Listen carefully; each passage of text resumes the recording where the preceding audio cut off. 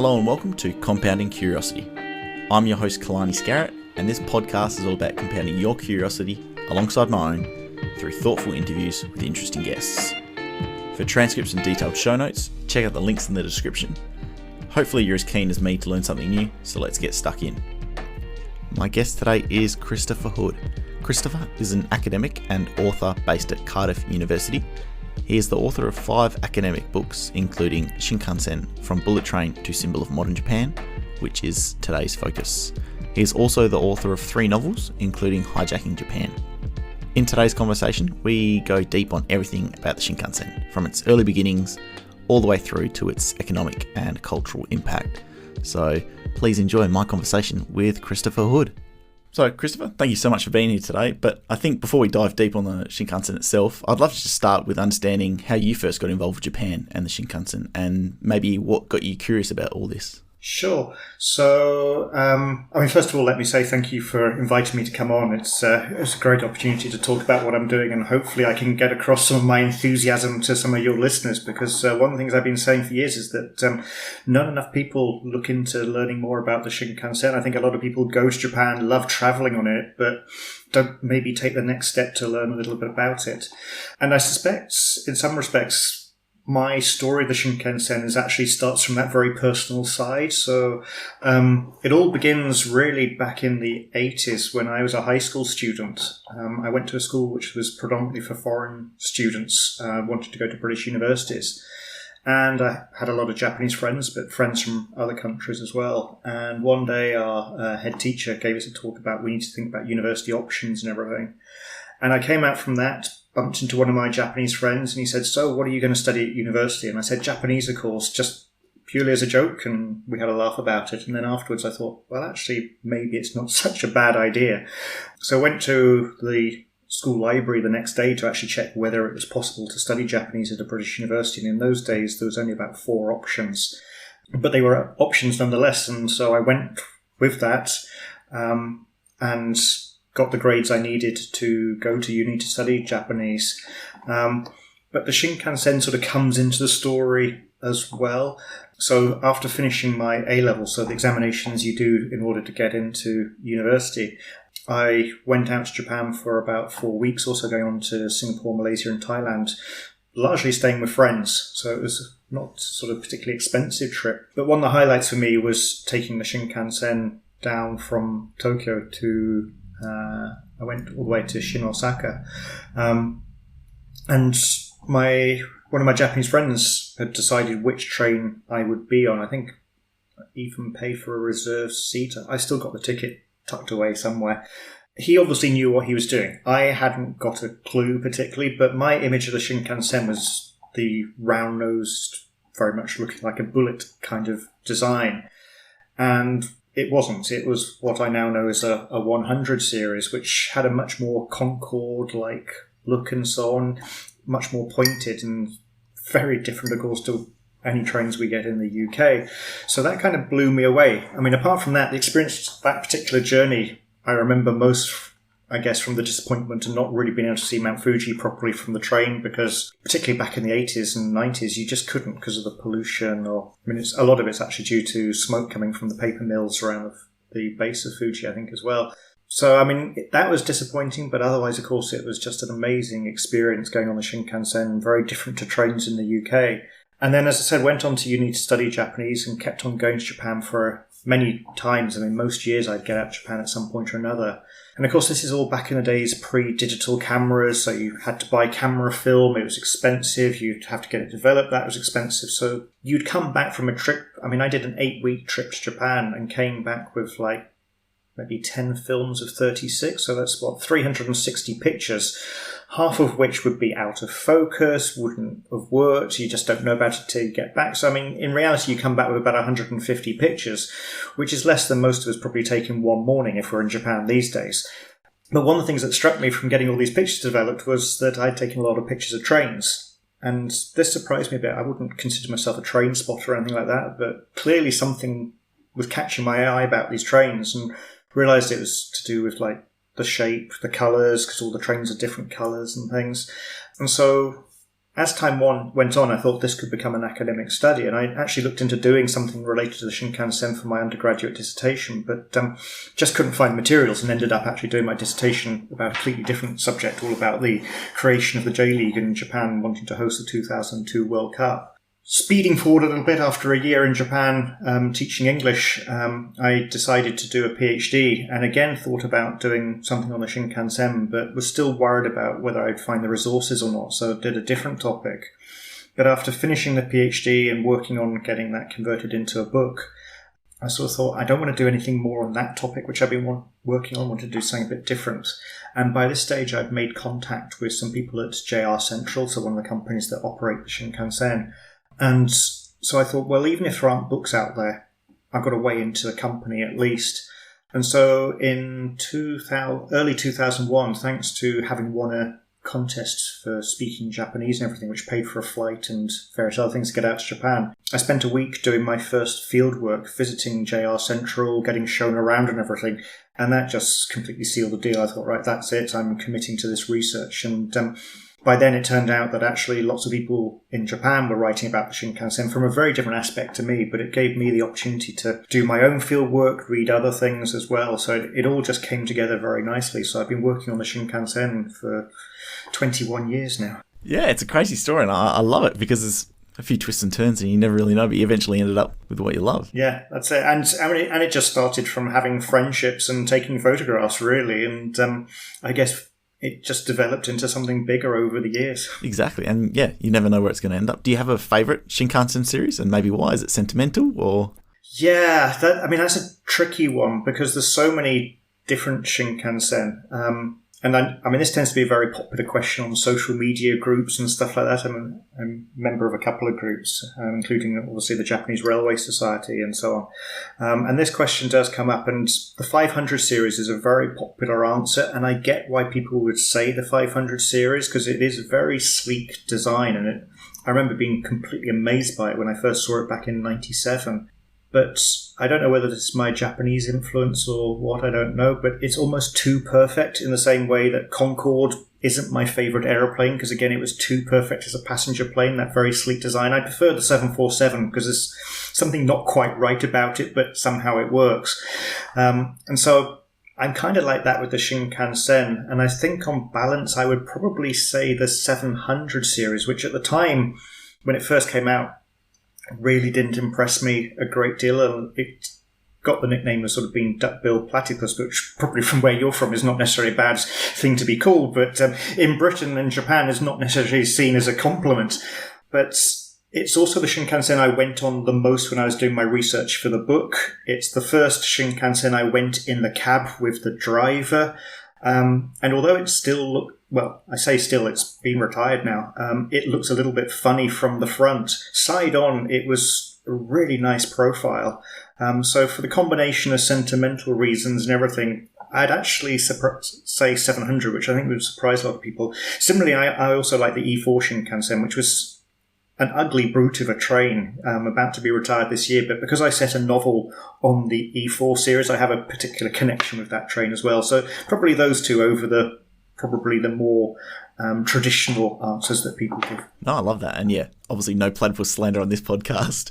I think people obviously associate the Shinkansen with very modern, but I don't think people realise how early the proposals and plans were for it. So like, what was the thought process behind it? More the early plans like? Could they envision even what it was today or? Yes and no to the last bit, which is the amazing bit about all of this. So the original plans for the Shinkansen actually go back to the 1930s. So Japan is starting to expand into Asia. It's obviously got a foothold in Korea already. It's developing Manchuria as well. One of the sort of side effects, consequences of this is that, of course, that Tokyo, which became the capital in the late 19th century, is getting further and further away from the edge of the empire because Tokyo is almost as far east as you can get in Japan.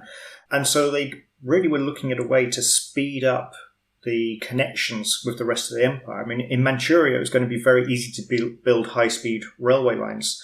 But Japan had got these narrow-gauge railway lines, which limited how quickly trains could go.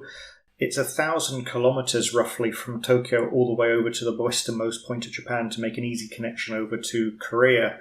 And it was taking a horrendous amount of time. So they started developing plans for this new trunk line, which is what Shinkansen means. It refers actually to the line rather than the train, essentially, but I'll come back to that story in a moment.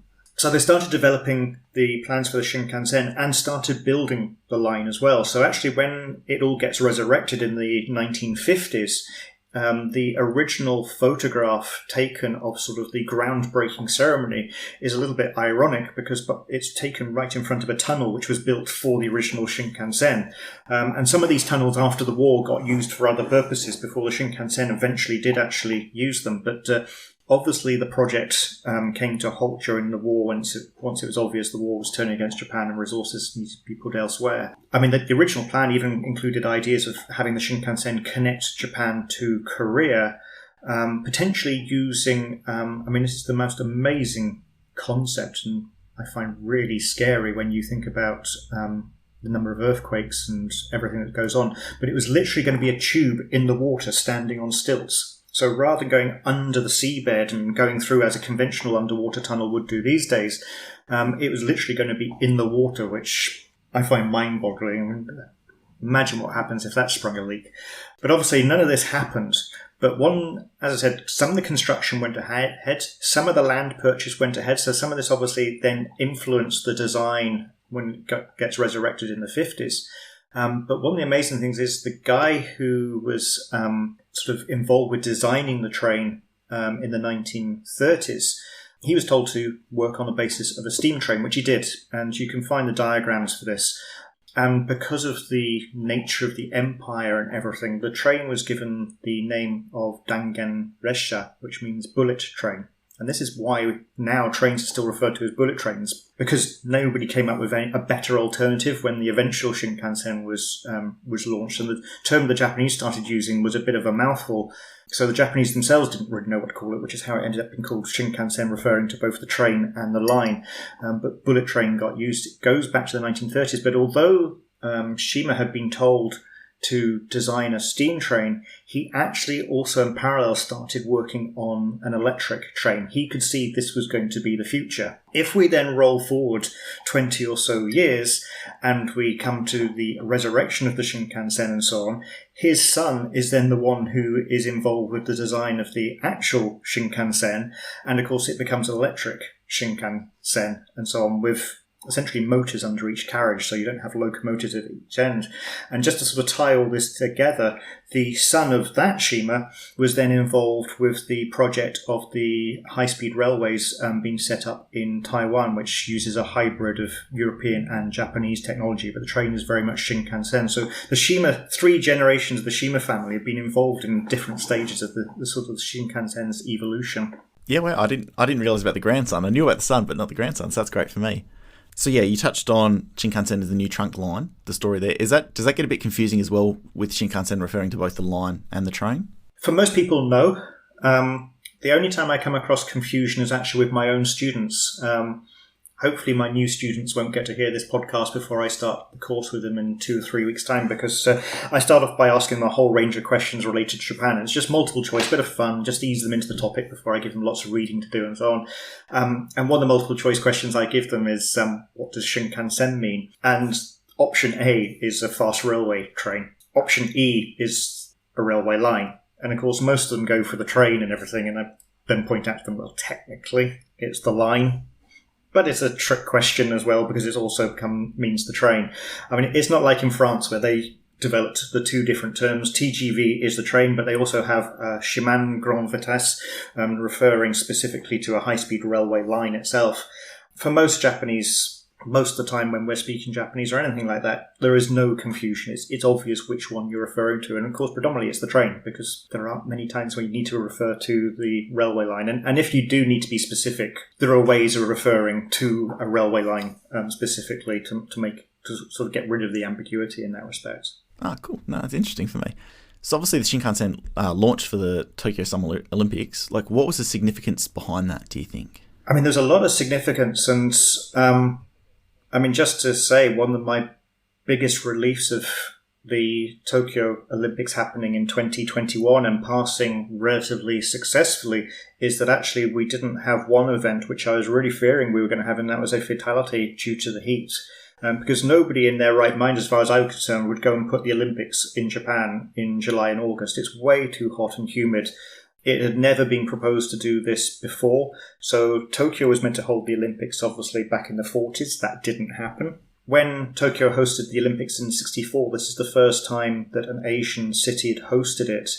And of course, it's coming less than 20 years after the end of World War II officially has come to an end, and is very symbolic of Japan sort of coming back into the world stage. And I mean, the symbolism for that one, I mean, obviously there's always a lot of symbolism when the Olympic flame is lit and so on. And this time, I mean, with Naomi Osaka and everything and all the issues of mental health and also racial issues within Japan and so on. I mean, that I think was an amazing choice in many respects. But the symbolic choice back in 1964 was even greater because the person who lit the flame was born in Hiroshima on the 6th of August 1945. He was born in Hiroshima on the day of the bomb. I mean, how about that for symbolism? So you got all this symbolism going on, and the Shinkansen starting only a few days before it. So the Shinkansen starts 1st of October, the Olympics starts, I think it's the 7th of October. So the world media is in Japan to see Japan return to the world stage, but they're not just returning to the world stage, they're actually saying to the world, we've come a long way. Look at this train we've got. We've got colour TVs. The Tokyo Olympics, first time that the Olympics is broadcast in colour and so on as well. Some of the events were deliberately held in Osaka to ensure that people had to travel from Tokyo down to Osaka. So again, they would experience the Shinkansen. So this was really sending a very strong signal out to the world that Japan is back and then some, but also sending a signal to the Japanese people.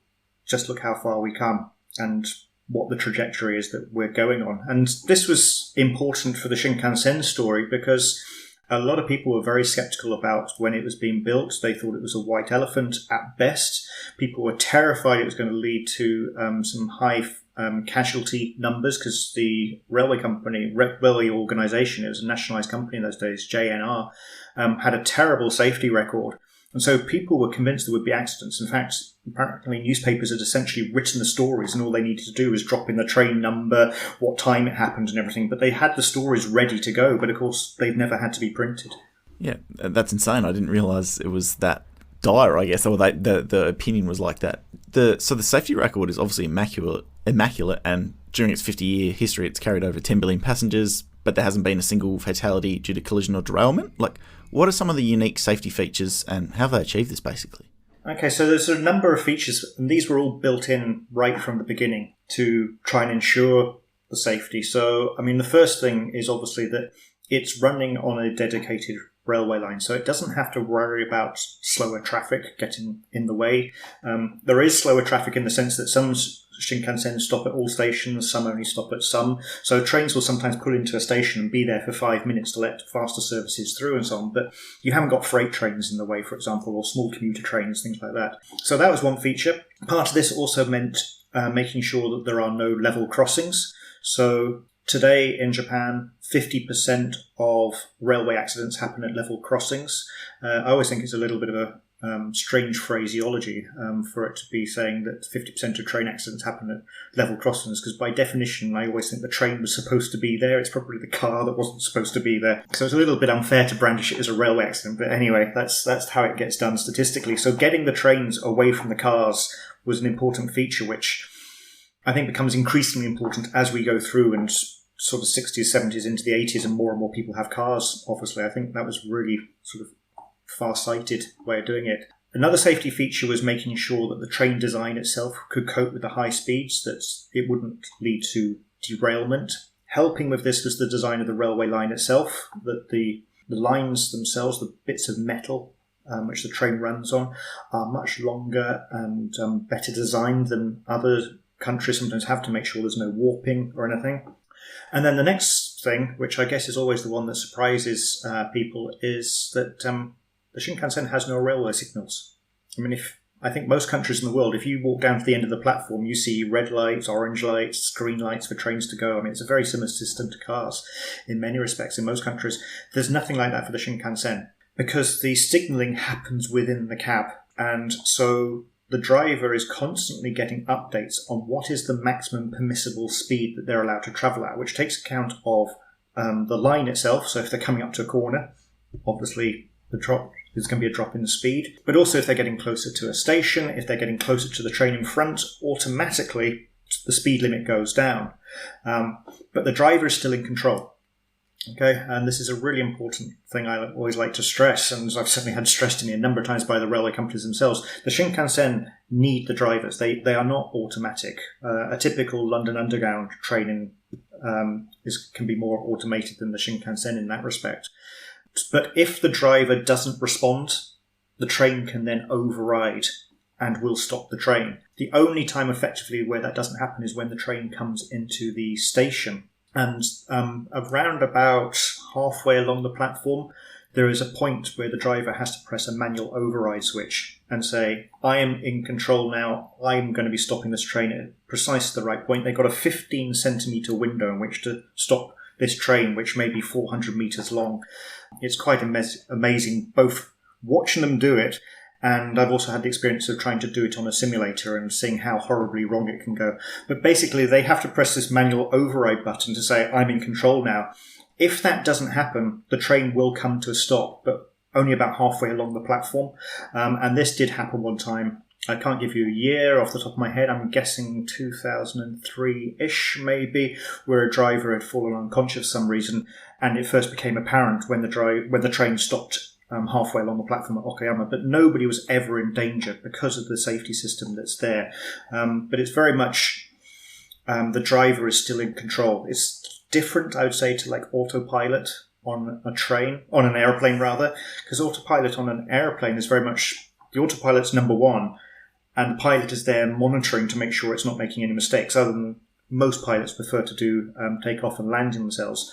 With this, it's much more the driver's in control, and the train's keeping an eye on them to make sure they don't make a mistake. The software side, the human, is more important than the hardware side.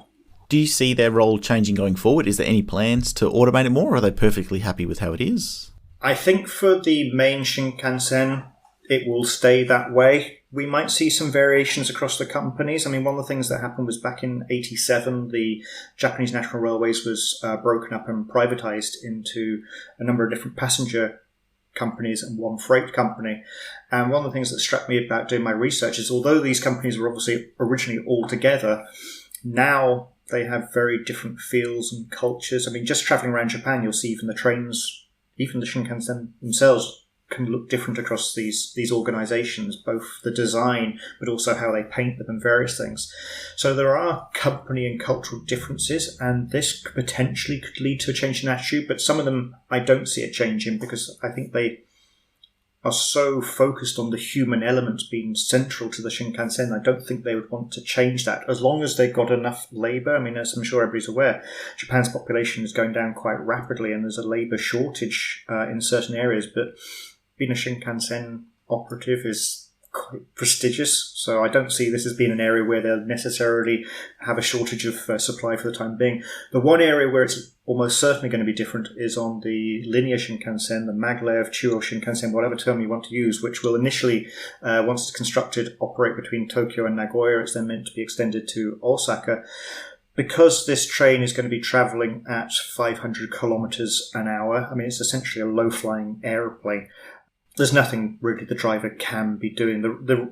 How far they can see and react, it's immaterial at those speeds. Already on the Shinkansen, there's certain elements of this. So if you look at the Shinkansen, if you picture one in your mind, if you were trying to draw one, I think everybody would be drawing it with the lights. They tend to be quite distinctive, but the lights actually were put on the train as a confidence trick to passengers. Originally, there was going to be no lights on the Shinkansen because the designer said they serve no purpose. We can't have lights which are bright enough to be able to help the driver to see far enough in the dark for their braking distance. And when it comes into the station, there's going to be lights, so they don't need lights. But others in the organisation said passengers will not get on a train if there are no lights, so we'll put the lights on. That's such an interesting tidbit, and yeah, not something you'd think about normally. But you mentioned the J&R reform, which happened in 1987. So, like, what have been the follow-on effects, either through operation-wise and culturally-wise, even economically? Like, what have been all the downstream effects, do you think? So there's been a big difference. So, I mean, if you can picture Japan, there's obviously the 4 main islands. So Hokkaido was given its own railway service, Shikoku was given its own railway service, Kyushu was given its own railway service, and then the main island of Honshu was split into 3. So you've got JR West, which is essentially Osaka and westwards. You got JR East, which is essentially Tokyo going north-northeast. And then you got JR Central, which is the bit in between.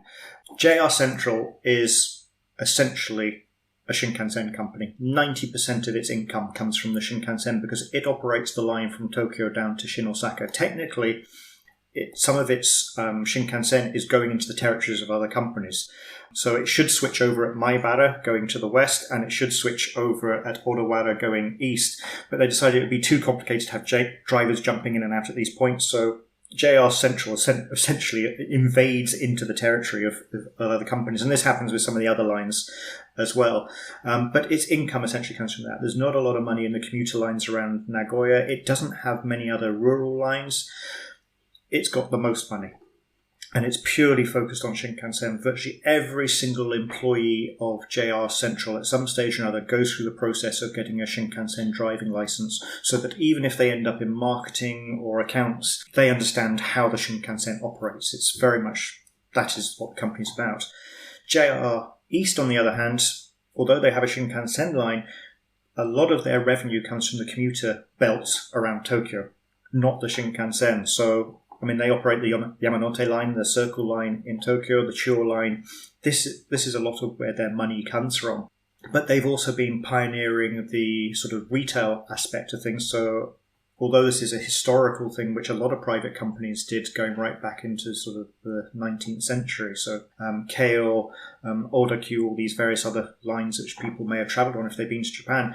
A lot of these companies realised in the early days they don't just own the railway line and the station, they own the space up above the station. So they started building department stores above the stations, and people would literally just travel in, get out of the station, go into the department store, essentially still in the station complex, and then return home. They didn't really get out into Tokyo or whatever.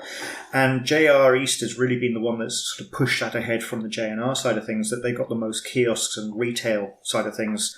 I mean, their Suica ID the IC card, which you can use for using for train fares. People have got so used to purchasing things at shops with that and so on. It's just become a norm these days, and a lot of people just refer to a Suica rather than sort of an IC card or something like that. It's just become the norm. So they pioneered that side. JR West, on the other hand, is very much split between Shinkansen, the commuter lines in Osaka, Kyoto, Kobe area, rural lines, also trying to develop some retail as well. So it's much more sort of spread, and the other JR companies have their own thing. So each of them, because of where they are and what markets they serve, develop slightly different ways of doing things because of that. There's also topographical things. I mean, JR East has to cope, looking at the Shinkansen, has to deal with a lot more snow than, say, JR Kyushu would have to. So they have to design their trains and railway lines to be able to deal with the snow. So you get differences because of this as well. Yeah, to dive deep a bit more on the weather aspects, like how do they combat, obviously, cyclones, earthquakes, the snow? Like, what are some of the features they do for that? So different things have different responses. So for earthquakes, there are earthquake monitoring devices all around the country, many of which have been developed by the JR companies themselves. And as soon as an earthquake happens, there's something called a P wave, the primary wave, which is released. This largely is an energy wave, but doesn't actually create any damage per se. But it can be picked up by sensors. The secondary wave is the one that comes after it, a little bit slower, but this is the one that we associate with earthquakes. But obviously, the further you are away from the epicenter, the bigger the gap there is between the P wave and the S wave. And the detection devices will be able to pick up the P wave, work out where the wave is, where the earthquake is, and from that be able to work out where it was, scale of it, is this an issue? And if it's an issue, they can then send out the warning automatically to trains saying, shut down. And you can find videos of this, of how trains literally start the shutting down process and so on. Because obviously it's safer for a train to be stationary than moving at high speed if an earthquake hits. The one time when a particular time when a Shinkansen did derail due to an earthquake, the train was practically over the epicenter of the earthquake itself. So the gap between the P wave and the S wave just wasn't enough for the train to slow down very much. But it happened to be an older style of train, so very big and heavy style Shinkansen, in an area where they have big gullies for dealing with meltwater from the snow. And the train derailed into that gully and basically stayed at a 45-degree angle. Nobody was seriously injured. So a little bit of luck involved, but equally it could have been even worse if it hadn't even started hitting the brakes potentially. So that's the main thing for earthquakes. For volcanoes, they don't tend to be such a big problem as than the ash can get into the motors and so on. And there is a constant active volcano right at the southern end of the Shinkansen network down in Kagoshima. So JR Kyushu has a special cleaner to clean all the motors and everything to get any ash out and so on. When it comes to snow, different responses for different things. It's always a British joke about a number of years ago, there were excuses used by the railway companies saying that the trains were being delayed because it was the wrong type of snow. And people sort of like, well, there's snow in the snow. How can you have right types and wrong types? Well, one of the things I discovered when doing my research on the Shinkansen is there really is different types of snow. And Japan gets both types. So the East Coast gets a very dry, powdery type of snow. This is, as far as railway companies are concerned, the right kind of snow because you don't have to do much with it. As long as there's sufficient traffic coming along, the pressure wave at the front of the train just literally blows it out of the way. So you don't need to worry about it. The wrong type of snow comes from the Siberian direction off the Japan Sea and is much wetter. And so it becomes thicker. And this will stick to the line. It will stick to trains and then start to form into ice and so on as well. And the only way to get rid of this, and this is the system that's used on the Shinkansen, is they have sprinklers. The sprinklers, the water just needs to be above freezing, and essentially that's warm enough to start melting the snow. This then, of course, then produces a lot of water. They try to recycle as much of this back into the system and just warm it up a little bit. Sometimes it's very easy. In a town like Yuzawa, which is a hot spring resort, there's no shortage of warm water around, so it's relatively straightforward. But other times, obviously, the water has to be warmed up, which is not economically efficient, but it's better than having trains delayed or accidents happening. So sprinklers are used to get the snow out of the way, essentially. The biggest problems the Shinkansen actually have is wind and rain.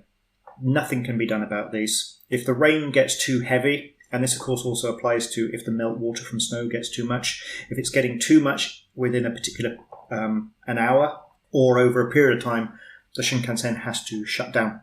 And this has happened from time to time. And again, with wind, if the wind speeds are getting too high, they have monitors, regular spaces along the line. If the wind speed's getting too high, either the top speed is dropped or the service is suspended altogether. And of course, in Japan, wind and rain come together on a regular basis in the form of typhoons. And it's a fairly regular sort of news item that when a typhoon comes, who's winning and losing between the airline industry and the Shinkansen, who's having to do the most cancellations, who's managing to keep going and so on. But there's nothing that can really be done about it. You just have to let it blow its way through. To maybe go deeper on how the Shinkansen has affected cities and those, like, how has the Shinkansen basically affected cities and especially those along the route? Yeah, this is a really interesting question and one that I've sort of been looking at in my research quite a bit more after I actually published the book. So I've done some additional research, was published an article I keep looking at because I think everybody can buy into the theory of high-speed railway lines as a way to connect countries. And Britain's doing this at the moment with HS2. The logic is you've got too many people in the capital area. Let's have a high-speed railway line outside the capital area so people can then invest in those other areas and they can travel up to the capital if they need to. It's so easy to understand the logic, and it seems a very good idea to make sure that money doesn't concentrate in one area. And there were certainly indications that this was what was happening in Japan during the growth period, and I mean growth both in terms of economy and population. What we've seen since the 1990s, however, is actually the opposite happening. That people are saying, everything happens in Tokyo. Because of the Shinkansen, I can move to Tokyo and then I can get back to where my parents and grandparents are very conveniently if I need to. And so what the Shinkansen appears to be doing is accelerating the process of rural depopulation. I visited one city called Komoro, which wasn't even included on the Shinkansen line, but used to be on the main line. They told me, because they're not on the Shinkansen line, one day people will go back to Komoro and there'll be a sign just saying Komoro was here. The whole place, they're expecting to collapse one day. But even on the Shinkansen stations near cities nearby, so somewhere like Ueda, for example, although there was a lot of excitement around the time of the opening and so on, and there was probably some investment at that time, revisiting there over the years, you see how many of the shops have now shut down. You're getting to the point of community collapse because people are saying there's just not enough investment coming into the city, there's not enough critical mass of taxes being paid. Everything is moving to Tokyo, and the only thing that's potentially bucking this trend, and this seems to be happening across the whole of Japan, it's not unique to the Hokuriku Shinkansen, this is happening across Japan. The only thing that potentially could buck this trend, of course, is responses to COVID-19 and whether that will encourage people to get out of Tokyo and live in sort of other cities and travel into Tokyo if they need to, and otherwise use video conferencing and so on. But I think there's a big question mark over the long-term impact of COVID in that respect. I'm very skeptical. I think humans have an amazing capacity to forget. I think this is a line from Doctor Who or something like that. Humans have an amazing capacity to forget. That's why we keep on fighting wars. I think 5 years down the line, COVID-19's forgotten and we're all back in the big cities again. In the same way, I mean, I'll be writing a blog about this week that one of my memories of 9/11 was seeing on the day itself people saying, oh, this is the end of skyscrapers. No one wants to be living and working in tall buildings again. Well, that didn't last very long, did it? We just move on and go with a particular trajectory. The pressures are on. Whether you call it market forces or what. Yes, you can move out to a provincial city. It's very easy in Japan to travel in by the Shinkansen. But if companies have got a choice of 2 employees and one is on their doorstep and they know is likely to work overtime and the other one's saying, oh, I need to leave at 9 o'clock, no later than that because I've got a Shinkansen to catch, who are they going to go for? I just think that these sort of pressures are going to just take us back to a norm at some stage. Yeah, great points, and I totally agree myself. In terms of exporting Shinkansen technology, I think it's probably fair to say that it hasn't been successful. Like, why is this? Variety of reasons over the years, I'd say, and different reasons for different countries. So there have been many attempts and talks about it. China was talking about importing Shinkansen technology back in the 70s even, which, given that they'd only normalised diplomatic relations at the start of that decade, is actually quite amazing. But they were still talking about doing this investment in the 1990s. I was actually there when there was a visit from some dignitaries from China, and they were on the Shinkansen partly to investigate the possibility that Shinkansen broke down, which, from a British perspective, I had a certain degree of schadenfreude that Shinkansen was breaking down. Another part of me wasn't quite so happy. But there were also obviously cultural, historical reasons why it was complicated for China to import the Shinkansen. There was talk of doing it at one point, and there was local protests about building Japanese railway lines in places like Nanjing after what happened in the 1930s. And there's actually a very parallel story going on this week, talking about a sort of a Japan-themed cultural area in a Chinese city and how this is disrespectful in relation to what happened in the 30s and 40s and so on. And of course, in the end, China reached a point where it didn't really need to import so much from Japan. It could just import the knowledge and skills because the Chinese economy had come on so much. So in the end, they imported a few trains and then basically were given a license to build almost identical style trains. But they also imported trains from Europe as well. So they got a mixture of systems going on, and I assume would develop their own trains more and more. South Korea was even more complicated because, I mean, when they were looking to build a high-speed railway line, there was very poor relations between the two countries. I mean, we're talking about a time when essentially you couldn't buy Japanese cars in Korea, any cultural goods and so on. And the exchange rate was going haywire as well. So it made Japan look very expensive compared to the TGV option, which is what they went with. With Taiwan, it was a little bit more complicated. They appeared to be going down the European route, but a few things cropped up. One was that my understanding is that Whereas when Taipei built its metro system using the European system, there were other things on the table, such as the sale of Mirage fighter planes and so on. Nothing was included of that sort with the TGV type offer and so on. So that may have also been a slight issue. But then there was also a big earthquake. And Taiwan sort of said, hold on, how good is the TGV or European system? Because I think it was tied in with Germany as well. How good are they with earthquakes compared to the Shinkansen, which we know is very good with earthquakes? So Japan seemed to take this as an opportunity. A lot of money was being sent, donations and stuff from Japan anyway. And so Taiwan sort of used this as an opportunity to say, hold on, we need to do a redesign here. And they basically backed out of the TGV thing, went with Japan, but still used a mixture. So they've got like a hybrid system, which I know a lot of people weren't happy with and thought wouldn't work. But so far, actually, it has seemingly worked without any significant problems. Other countries have also looked to use the Shinkansen. So Iran, Malaysia, Singapore corridor was looking to do it. And then Florida, Texas and California. And each of these have their own particular reasons why it has or hasn't happened, sometimes just related to whether the project would go ahead at all or not. America looks as though it's the most likely to go down a Japanese route. But I think the linear Shinkansen itself, I've always argued there's a good chance we'll see a linear Shinkansen operating outside Japan on a large scale sooner than we actually see it in Japan. There's still a lot of complications in getting that constructed. And part of me thinks that this is like an advertising for the technology, that if people wanted to have a really fast, low-flying aeroplane, they should use the Japanese linear Shinkansen system and so on. So if we imagine that, like, the east coast of the US do implement the Shinkansen, do you think there's anything that they should do differently or anything they should avoid or can learn from or do better, do you think? It's hard for me to answer because I'm not an expert on the USA. And I think one of the things I learned from studying the Shinkansen is there's so many cultural elements involved with making sure the system works. And the best example I could give of this and why, if you just drop the Shinkansen in the UK, it wouldn't work. I mean, first of all, it wouldn't fit on our railway lines. The train's too wide. We'd need to build wider railway lines, or we could take the mini Shinkansen, the ones that go to Yamagata and Akita. We could fit those, I think, onto British railway lines because it's same size wheels, but the body is the same sort of narrow design that we have for British trains. The Shinkansen are basically top heavy, which is why you end up with a 3x2 seating. But if we look at the Shinkansen, I mean, it's well known how punctual they are. The average delay is less than 1 minute, which is partly a statistical thing. I mean, you've got on the Tokaido Shinkansen, you've got 300 trains roughly operating a day. If one of them was 5 hours late, but all of the other are on time, that actually brings them all down to an average delay of only 1 minute. So you can see if most of them are on time, the average is going to end up being tiny. So there's a statistical thing there, but it's not just down to the amazingly skilled drivers, it's not just down to the technology, it's down to the passengers as well.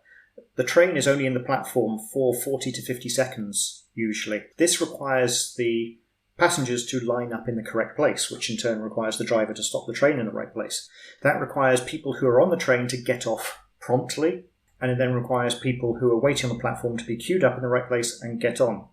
Picture, if you can, I mean, obviously listeners to your podcast all around the world, but I'm sure many people have visited London and would be aware that the London Underground, say take the Central Line, have standard train carriages. The doors are in exactly the same place on every single train, but there is no mark on the platform to show where you should line up. People line up in various places, quite often just where they've got onto the platform itself rather than moving along. Very few people think strategically about which door would be helpful for them when they get off, which is something which is done as standard on the Underground in Tokyo. They have maps sort of saying, well, if you want to get off at this station and transfer to this line, you should be in this carriage and various things like that. And then when the train finally does show up, people start trying to get onto the train while other people are still trying to get off the train. It's chaos. And this causes delays. And this would not work on a high-speed railway network if you're trying to be punctual. It could change. My understanding is Japanese people never used to be that punctual. I don't think they're particularly naturally punctual. I don't think that is necessarily a human trait anyway, and you get regional differences as well. Hello, Kyoto, I'm talking to you. But people can be taught to be punctual for certain aspects, and the Shinkansen has managed to do this. Could British people be trained, for example, to become punctual if there were lines showing where you have to queue? Absolutely. British people love queuing. It's a national pastime.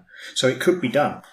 And maybe it needs something like the Shinkansen to make it happen. But it raises the question, why haven't they tried to do it elsewhere? Why doesn't this happen on the London Underground? Are there cultural things? So in America, would people be prepared to queue up in a particular way?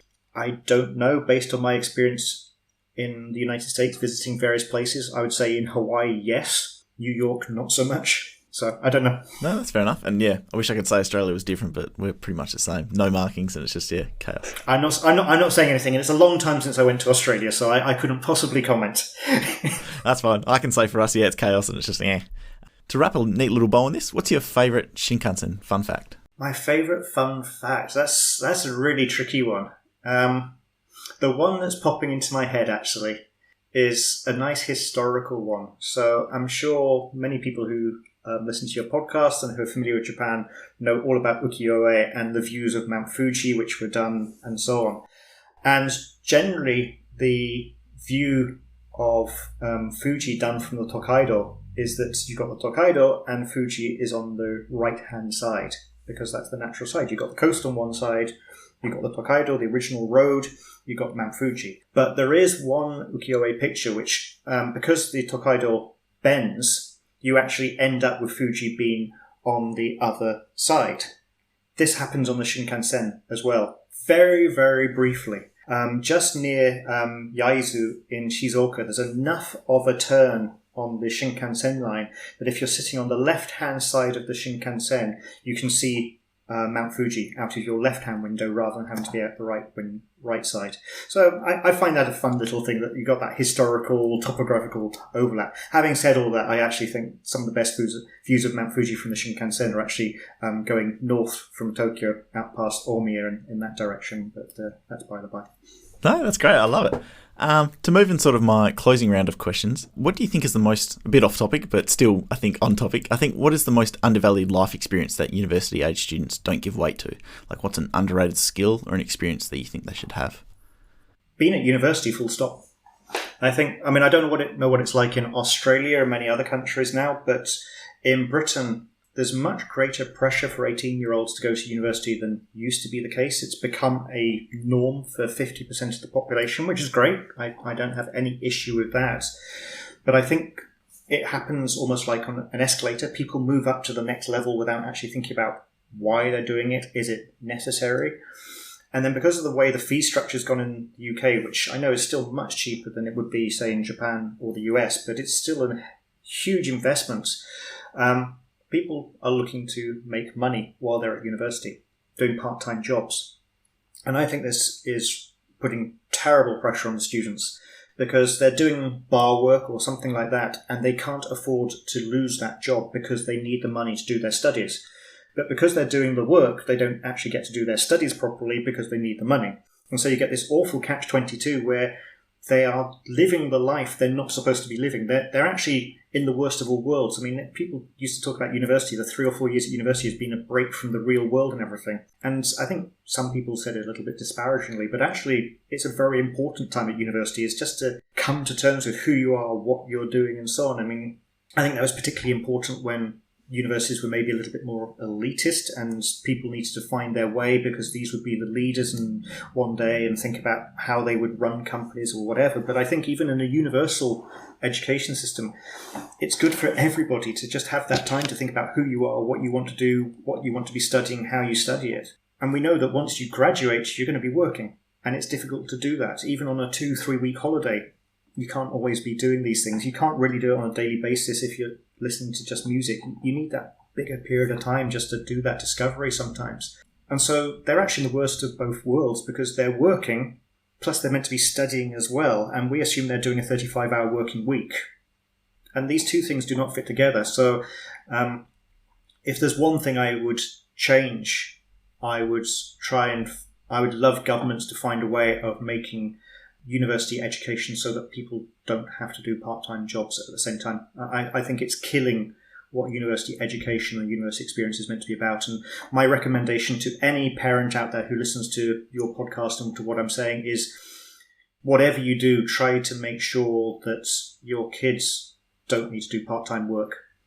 They may have loans and systems for sorting out the fees, great, but it's the living expenses. Make sure they can just enjoy life without having to go and do part-time jobs because it will just make such a huge difference to their university experience. Yeah, totally agree. Has there been any books, classes, experiences that have been influential in shaping your worldview? Yeah, I mean, obviously over the years I've read so many books and stuff, but the one concept I keep on coming back to is one by the Professor Joy Hendry called Wrapping Culture. She had wrote a book called Wrapping Culture itself, but the concept she brings into a number of her studies. And I find it's really important for understanding Japanese society, where there's these various layers which we all know about in terms of politeness and so on. And if anybody's ever received a gift or buy anything in Japan, it's not quite the same as it used to be because of environmental concerns, but there tends to be layer upon layer upon layer of stuff. So it's very literally a wrapping culture, but the language wraps things. The level of politeness is making a certain social dynamic work. And through understanding that, it helped me to understand the design of the Shinkansen, how the trains themselves are wrapped, how the colours reflect a particular ethos of a company, how the design of the train reflects certain things. And I've then extended that on to looking at even the airline companies. So why ANA has Star Wars or Pokemon on some of their planes, and JAL will have Disney or pop groups on some of its planes, things like this. So the whole concept of wrapping culture, I think, is probably one of the most important concepts for people to get their head around in understanding Japan. Yeah, I love it. Christopher, it's been an absolute pleasure. Where can people find you, or anything you want to plug as well? Sure. So the easiest way to find me is via my WordPress site. So that's hoodcp.wordpress.com. You can also find me on Twitter at hoodcp. Please do take a look. I've got loads of academic books, obviously dealing with Shinkansen, but I also write novels, the first one of which was actually set on a Shinkansen, but it's not just about trains, so don't get put off if you're not totally into trains. It's a much bigger story than that. So there's lots of things you can get hold of, and I mean, my novels are very easy and cheap to get by ebook and stuff like that. So it's meant to be a way for people to escape from the real world, but they're all set in Japan, and hopefully people learn a little bit more about Japan through my experiences and things I've observed and things like that, which I bring into the books as well. Yeah, and if I'm allowed to ask, just curious, like, why write a novel, especially compared to academic work? It's a big change, I reckon. It is a big change. Couple of different reasons. One, it started from a workshop I went to where they said we're giving tips on how to just get your fingers working, do a bit of free writing, and I thought, fine, but why not just add up all the free writing until you get a book? It is also due to the pressures of British academia. There are restrictions these days about what you can put in academic writing, and there were things I wanted to say, so I thought put it in books. I mean, to some degree you can also do this blog sites, which I do as well. But it was also that, I mean, the first one, as I said, was partly set on a Shinkansen, and it stemmed from the fact that, I mean, I was doing a lot of Shinkansen journeys, obviously, from my research. And it's just like, one day I just thought, is there a way of turning these journeys into something more than just the research? Things that I see, just ideas that pop into my head and so on. So those things all sort of came together, I guess. Oh, I absolutely love that. But overall, yeah, Christopher, thank you so much. It's been an absolute pleasure today. I've loved it. Absolutely no problem at all. And very happy to have been on. And please don't hesitate to ask me back at a future date to talk about some other topic as well. Perfect. Sounds like a plan. If you enjoyed this podcast episode, be sure to check out the website compoundingpodcast.com. On the website, you'll find every episode complete with transcripts, show notes, and other related resources. Either way, links to all content mentioned will be in the description below. Also be sure to sign up for my weekly newsletter, curated by Kalani, where I share what I've been reading, learning, and watching for that week. Same as the podcast, it's compressed to impress, and I aim for maximal return on your time invested. Sign up at kalanis.substack.com. So that's KALANIS.substack.com. You can also connect with me on Twitter at ScarrettKalani. But until next time, have a good one.